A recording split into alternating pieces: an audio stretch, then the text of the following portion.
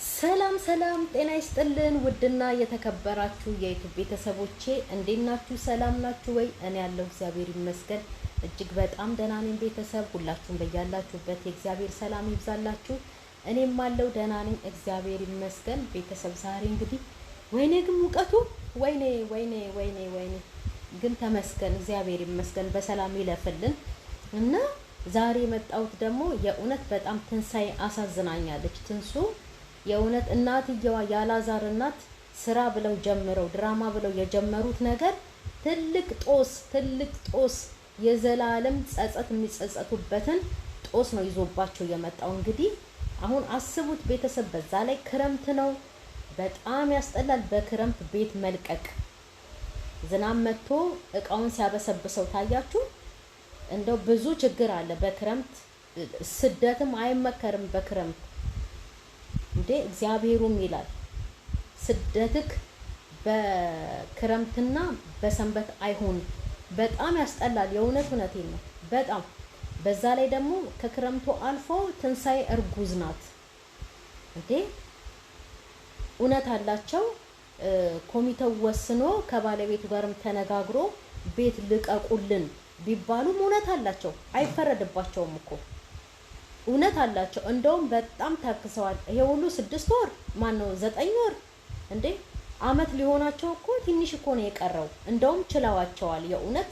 ሌላው ጋር ቢሆን ያው የኮንዶሚኒየም ኑሮ የተለየ ነው አሉ። ሁሉም በሩን ዘግቶ ነው እንዲህ ጭቅጭቅ ምናምን ነገር የለም። ሁሉን ነገር በስነ ስርዓቱ ነው አሉ።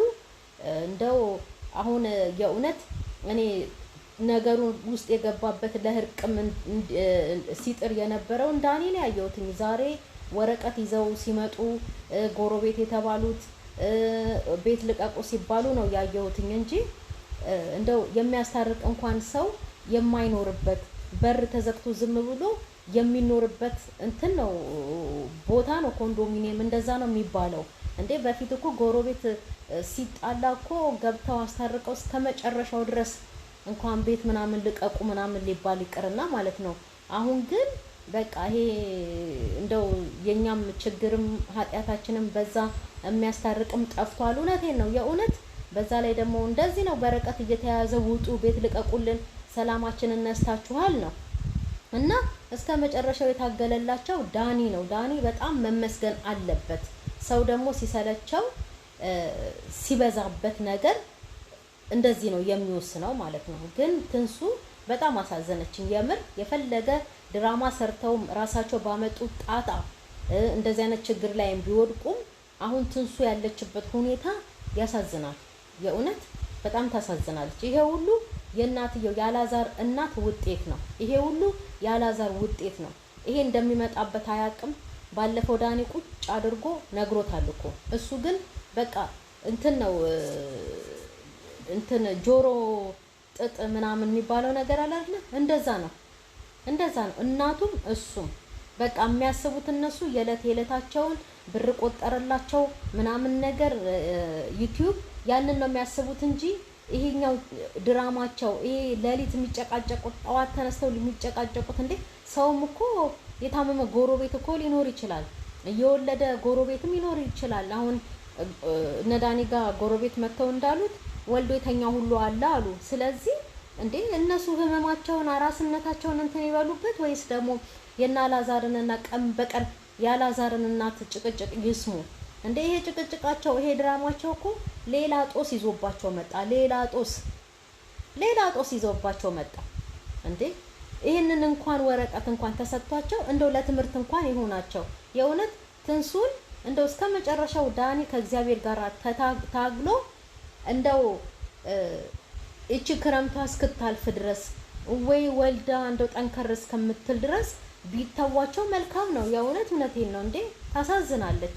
ይሄ ሁሉ የእናትየዋ ጦስ ነው። ይሄ ሁሉ ያላዛር ጦስ ነው።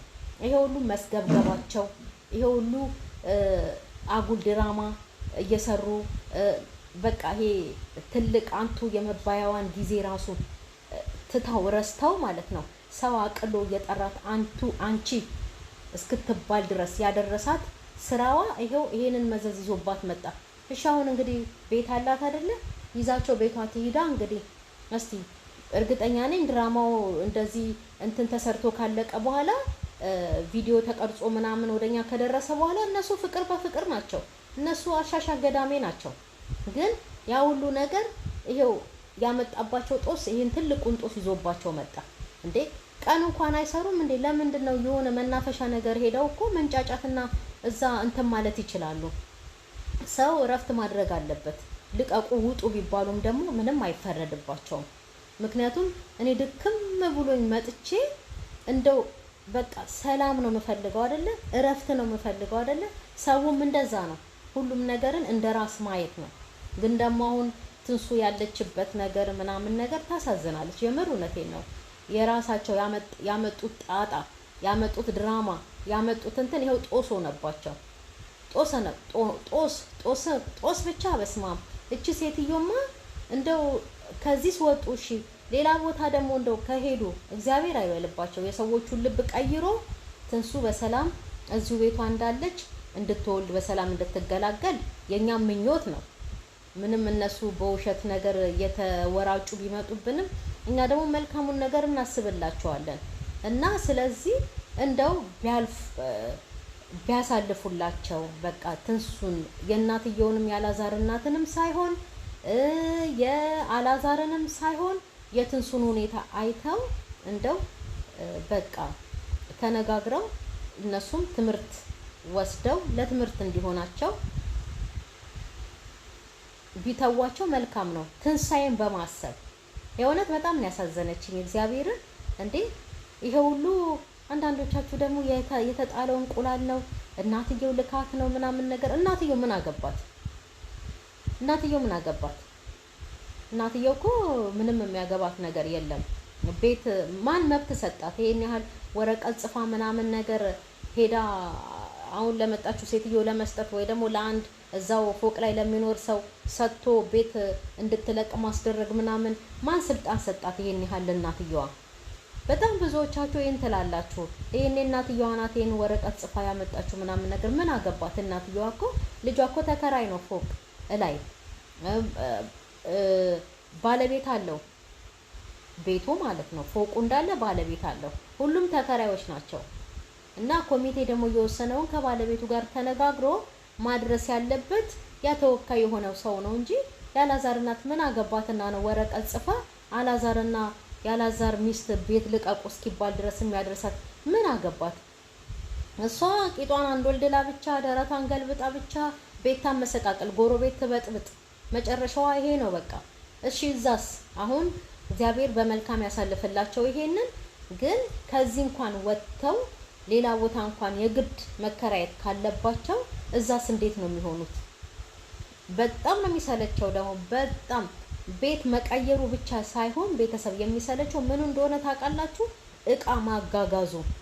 እቃ በስማ ይሄ ሁሉ የኔ ነው የሚያሰኛችሁ የእውነት እንዴ። ከየት የመጣ እቃ ነው? የረሳችሁት እቃ ሁሉ ፊት ለፊታችሁ የምታዩት ስታዩት የከረማችሁት እቃ ቤት ስትቀይሩ እንዴ ይሄ የኔ እቃ ነው እንዴ ብላችሁ እንድታስቡ ነው የሚያደርጋችሁ። የቤት መቀየር በጣም ከባድ ስራ ነው። በጣም በዛ ላይ ቤት ማግኘቱ፣ በዛ ላይ ክረምት መሆኑ፣ በዛ ላይ ደግሞ የትንሳኤ እርጉዝ ናት። ታሳዝናለች። ይሄ ሁሉ የእናትየዋ ጦስ፣ ይሄ ሁሉ ያላዛር ጦስ አጉል ድራማ ብለው ጀምረው ሚስትና አማች ያልተለየበት ድራማቸው ቤት የበጠበጠው ይሄው ቤትን ማስለቀቅ ጦስ አመጣባቸው። መጨረሻ ላይ ደግሞ ይሄ እንደው የምር ሆኖ እንደሚለያያቸው ነው እኔ እርግጠኛ ነኝ። ማንንም ቢሆን ማለት ነው እንደዚህ የሴጣን ስራ ይዘው የሚመጡ ትልልቅ ዩቲዩበሮች አብርሃምና ሩታም ቢሆኑ ማለት ነው አልተጣሉም፣ ግን ስራ እየሰሩብን ነው። ብሩክና ሃይሚም አሁን ሰሞኑን እንደውም እየተባለ ነው ውሸታሞች ናቸው እየተባለ ነው። እስቲ እንደው መጨረሻውን እናያለን። ለስራ ነው እየተባለ ነው። ይሄ ሁሉ ነገር የእውነት ነገ ጠዋት ማለት ነው የምር ሆኖባቸው መጥቶ ህይወታቸው ነው የሚመሰቃቀልባቸው። ሴጣን ካልጠሩኝ አልመጣም ብሏል። እነሱ ስራ መስራታቸውን አይደለም እያዩት ያሉ ሴጣንን እየጠሩ ነው በኑሮአቸው በህይወታቸው። ስለዚህ ነገ ጧት የምር ሆኖ ምስቅልቅል ነው የሚልባቸው ነገረ ስራቸው ሁሉ ማለት ነው። የና ላዛርም ይሄው መጨረሻቸው ይሄንን ነው ያመጣባቸው። ቤት ልቀቁን፣ ሌላ ትርፉ አላመጣላቸውም እኮ